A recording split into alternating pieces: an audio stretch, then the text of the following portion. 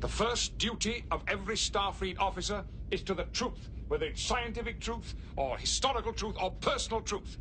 It is the guiding principle on which Starfleet is based. Now, if you can't find it within yourself to stand up and tell the truth about what happened, you don't deserve to wear that uniform. I'm going to make this simple for you, Mr. Crusher. Either you come forward and tell Admiral Brand what really took place, Hey or fans, people the interwebs, it's me, Sam of SG1, coming at you for another Star Trek The Official Starships Collection review. This time we're doing issue number 97. 97, we're nearly at the magic 100. And we're doing Starfleet Academy Flight Training Craft. And as per usual, you get the nice glossy magazine, and then you get the ship itself. But more on that in a little bit. So we get the specifications. We get it's a type. It's a training craft, affiliation Starfleet, in operation 24th century. Length 10.99 meters. Really, not 11. Crew 1 to 2. Propulsion impulse. Oh, we got a lovely CG render of it there. That's pretty cool. Is that? It's really cool. Former ensign of the USS Enterprise 1701D, Wesley Crusher, was accepted in Starfleet Academy in 2367. He excelled at flight training and soon became a member of the elite Nova Squadron. During the flight display to mark their graduation ceremony, an accident occurred which cost a cadet his life, Joshua Albert, and Wesley broke his arm. The Academy flight training craft was sleek and aerodynamic as it had to operate in atmosphere of a planet as well as in space. The cadets often practiced flying ships in the Academy flight range near Saturn, where they learned more complex manoeuvres. They also used Venus to handle atmospheric storms, because as we know, Venus is covered in storm clouds. And then we get some a nice image of the ship there, and some images from the episode itself, because you don't really see it in the episode. You only see it from a view screen. So it's like they're picking up the telemetry and that. To prove their piloting prowess, the cadets performed an aerobatic manoeuvre in close formation. While looked impressive, these exercises were not in doubt showing off, but prepared them for combat flying.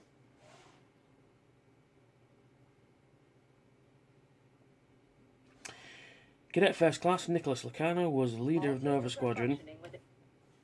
He was confident, charismatic, and appeared to be a born leader. He endangered complete trust and loyalty in his fellow cadets, but he highly ambitious, and he persuaded his squadron to perform a prohibited Colvard starburst maneuver, so they become legends at the Academy. When it resulted in a death, he tried to persuade his the others to cover up what really happened. Yeah. And then we get the tech specs as well, which is really nice, really cool, really cool. So we got Colvard Sparbeck looks as its name from the effect it produced. When 5 ships come together before flying apart, they ignite their plasma trails, producing a neon white star effect in space. The Starfleet Academy logo featured the Latin phrase Ex Astra Scientia. This was grammatically incorrect and later updated to Ex Astra Scientia, which meant from the star's knowledge. Yeah, typical nerds. This episode aired. When did it air? Season 5 would have been 91, 92. Yeah, 92. And people wrote in to the show nerds and went, it's grammatically incorrect, so they changed it.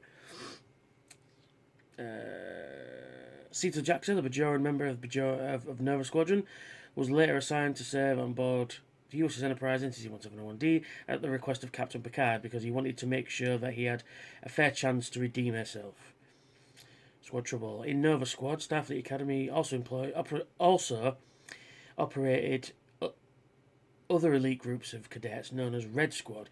In 2372, a number of Red Squad cadets disabled a global power distribution centre in Lisbon, allowing Admiral Layton to launch a coup attempt. Yes. And then we've got designing the Academy flight training craft. And there is one of the designs there, really cool. And then you got it next to a fighter from Buck Rogers to show you how big it is. And then we've got various photos of the actual model itself. Really nice model. And you'll notice there on the front, if you can see it, that is the symbol of Cobra from G.I. Joe. It says here, the finished studio model was built by Greg Ginn and closely followed what Steinbeck had drawn. Although it was too small to really see here, Greg Ginn added a Cobra symbol from the G.I. Joe franchise on the nose cone of the ship. Which is cool. G.I. Joe. And then we've got Will Wheaton and Wesley Crusher. So it all goes into Will Wheaton's take on Shut Up, Wesley. We've got some more images from various seasons. Mostly the first season, actually. Yeah, he was the little brat in space, but he's not that bad. He sort of, when he becomes an ensign, he's not that bad. The first season, he's terrible. And just a side note, Will Wheaton has his own show on YouTube called Tabletop, where they play tabletop games. It's really good, actually. Some more images there of various episodes. And then we've got on screen first appearance, The First Duty, TV appearance, The Next Generation, designed by Rick Sternbach. Robert Duncan McNeil, that played disgraced cadet first class Nicholas Lacana in the Star Trek Next Generation episode The First Duty. The makers of Star Trek considered bringing back Lacana as the regular choice on Star Trek Voyager. This idea was later dropped, but they did bring McNeil to play Tom Paris, a character partly based on Lacana. A picture of McNeil as Lacana would later appear on Admiral Owen Powers' desk, representing Tom Paris as a cadet. The Star Trek Voyager episode Pathfinder. That'd have been weird if you had Tom Paris and Nick Lacana walking around Starfleet Academy at the same time. That'd have been weird. You know, both looking alike. Cloning going on.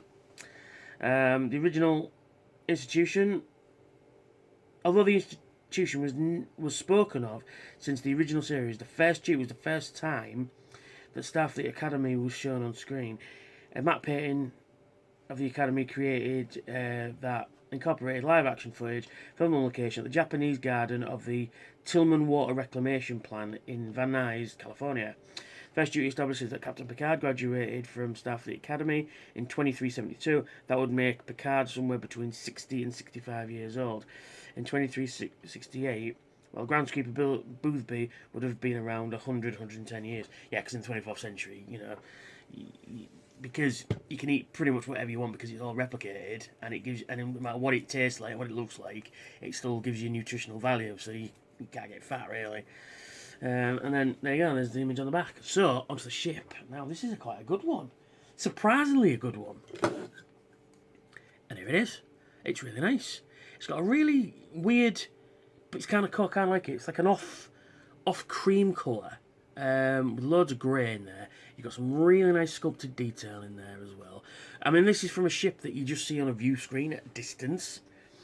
You know, it's got a really cool, I like the Nova Squad logo on the front there that you can't see because it's just too damn small, because this camera will not focus because I'm using the selfie camera, because then I can see what I'm doing, you know. So some nice details in there, some nice decals. You've got the Starfleet insignia there, you've got United Federation of Planets, you've got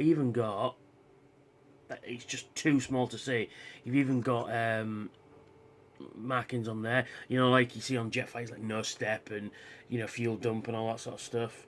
And then you've got a big Starfleet insignia on the bottom there. But overall, really cool. Forgive the noise, we're having some work done on the house, and now's the time I decided he's going to drill. Angle grind, I think that is. So we'll power through. So yeah, so this is really cool, really, really, really cool.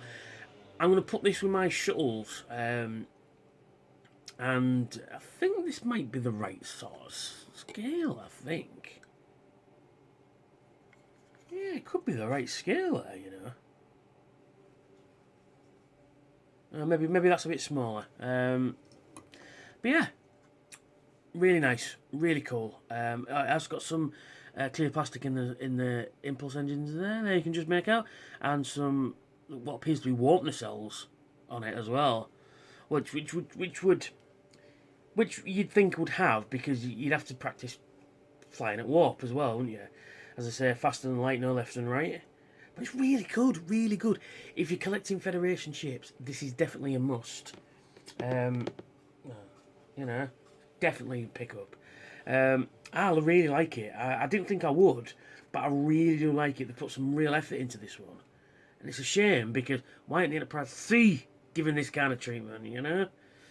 I'm still, like, issue like 30 odd, and I'm still fucking reeling over it. So we get the stand, and it just says Starfleet Academy Trainer on the bottom. And then we connect it thus, and it looks really cool. Like I say, when I've sorted all my shelving and that, like I say, we're having loads of work done on the house. This is going to look really cool next to the Delta Flyer and the runabout and the shuttles. So yeah, that is really cool. I'm really impressed. I'm really impressed with this one. I didn't think I would be, but I am. I really do like it.